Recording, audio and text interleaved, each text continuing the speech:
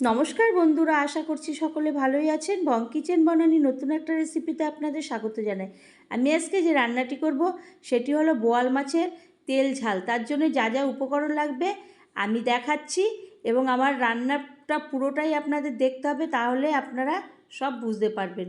তো দেখানোর পরে আমি সরাসরি একটা গ্যাসে কড়াই বসিয়ে দিলাম।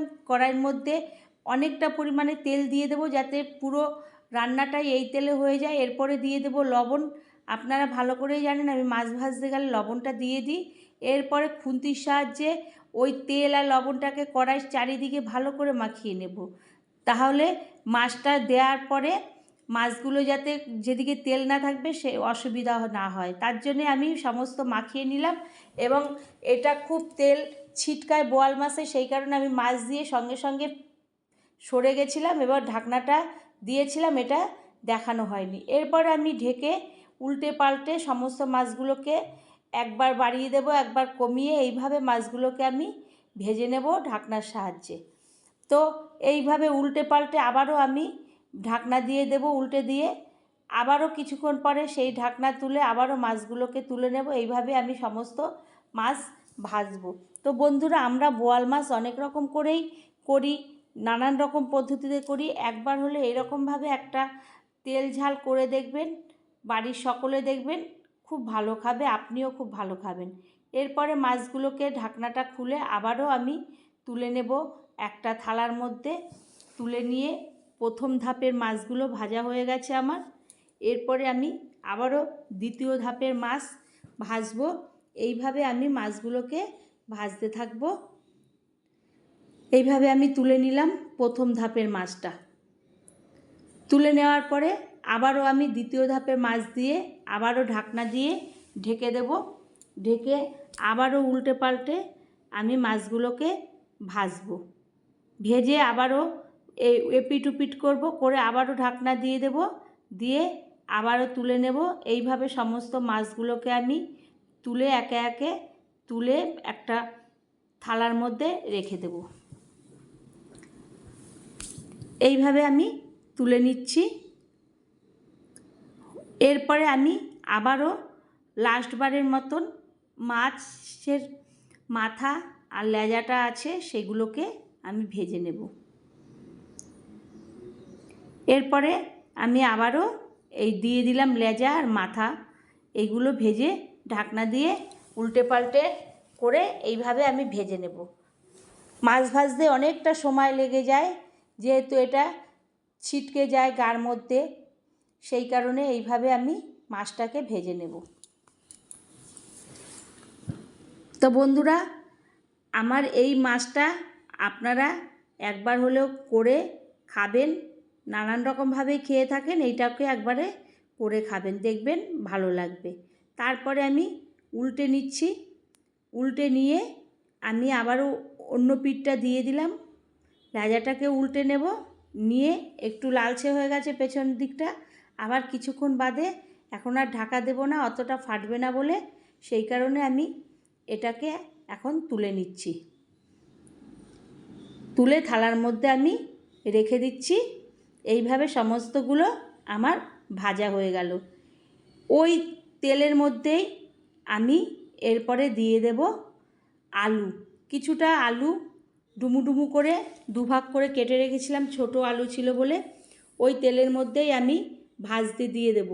আলুগুলোকে এমনভাবে ভাজবো, একদম পুরো লাল করে কড়া করে ভাজবো, যাতে কড়াই দেওয়ার সঙ্গে সঙ্গেই আলুগুলো একদম সুন্দরভাবে নরম হয়ে যায়। এরপরে আমি একটা মিক্সিং জার নিলাম, তার মধ্যে দুটো টমেটো দিলাম, দিলাম 4টে কাঁচা লঙ্কা, দেব 10-12 কোয়া রসুন, আর দিয়ে দেব বাটির মধ্যে 3টে বড় সাইজের পেঁয়াজ।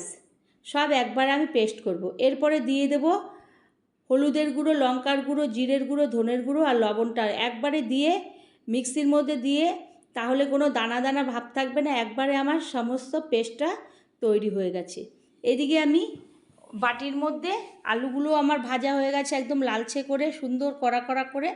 এখন আমি বাটির মধ্যে আলুগুলোকে তুলে নেব। এমনিও করা যায়, তা আলুটা দিলে একটু খালি মাছ খাওয়ার থেকে আলুটা সঙ্গে থাকলে মুখে দিতে ভালো লাগে। এরপরে ওই তেলের মধ্যে আমি দিয়ে দেব জিরা ফোড়ন। জিরাটা ভালো করে ভাজা ভাজা গন্ধ বেরালে আমি মিক্সিং জারে যে মশলাটা করে রেখেছিলাম, সমস্ত মশলাটাই তো ওর মধ্যে করা ছিল, সেটাকে আমি ঢেলে দেব। এরপরে ওই মশলাটাকে ভালো করে একদম আঁচটা বাড়িয়ে আমি ভালো করে কষিয়ে নেব। মশলাটা কষাতে কষাতে যখন তেল ছাড়বে, একটু মশলাটা ঘনত্ব এসে যাবে, জলছে ভাব থেকে ঘন করে আসবে, তখন আমি আবারও ভালো করে মশলাটাকে কষাবো। যখন টকবক করে ফুটতে থাকবে মশলাটা, তখন দেখব যে কাঁচা গন্ধ দূর হয়ে গেছে, তখন আমি ওর মধ্যে দিয়ে দেব আলু যে ভেজে রেখেছিলাম, সেই আলুটা দিয়ে দেব। আর তার আগে একটু দিয়ে দেব মিক্সিং জার ধোয়া জলটা। ওটার মধ্যে অল্প জল দিয়ে এটা একদম তেল ঝাল হবে, একদম কষা কষা মতো হবে, সেই কারণে আমি অল্প একটু জল দিয়ে দিলাম। তারপরে ওটা টকবক করে যখন ফুটে উঠবে, আমি ওর মধ্যে ওই ভাজা আলুটা দিয়ে দেব। দিয়ে আমি একটা ওই ঢাকনাটা দিয়েই ঢেকে দেব ভালো করে। এরপরে খুন্তির সাহায্যে সমস্ত মশলার মধ্যে আলুটাকে ঢুকিয়ে দেব। ঢুকিয়ে দিয়ে আমি এবার ঢাকনা দিয়ে ঢেকে দেব। 5 মিনিট পরে আমি থালাটা তুলব। যেহেতু আলু প্রায় সিদ্ধ হওয়াই ছিল, তখন আমি তুলে এবার নাড়াচাড়া করে ভালো করে সুন্দর করে, এদিকে মশলাটাও সুন্দর একটা কালার এসে যাবে, আর তখন আলুটাও সিদ্ধ হয়ে যাবে। তখন আমি ওর মধ্যে যে ভাজা মাছগুলো ছিল, ওই মাছগুলোকে আমি দিয়ে দেব। দিয়ে ভালো করে খুন্তির সাহায্যে আমি নাড়াচাড়া করে সমস্ত ওই ঝোল মশলার মধ্যে মাছগুলোকে একদম যাতে গায়ে গায়ে মাছের গায়ে মশলা লেগে যায়, সেইভাবে আমি সমস্তগুলোকে দিয়ে দেব। এইভাবে নাড়াচাড়া করে আলু আর মাছগুলো সুন্দর মশলাগুলো মাখিয়ে দেব গায়ে এপিট উপিট করে। তারপরে আমি একটা ঢাকনা দিয়ে আবারও ঢাকা দিয়ে দেব কিছুক্ষণের জন্য, তাতে মাছটা ভালোভাবে সিদ্ধ হয়ে যাবে। এইভাবে সমস্তগুলো দিয়ে, যেহেতু আমি একটা কোনো ঝোল করছি না, একদম ঝাল করব, একদম তেল ঝাল হবে, সেই কারণে একদম শুকনো শুকনো হবে। এটা রুটি পরোটা দিয়েও খাওয়া যাবে। এরপরে কিছুক্ষণ পরে আমি আবার ওটাকে থালাটাকে ভালো করে তুলে নেব। তো কিছুক্ষণ বাদে 10-15 মিনিট বাদে আমি থালাটাকে তুলব।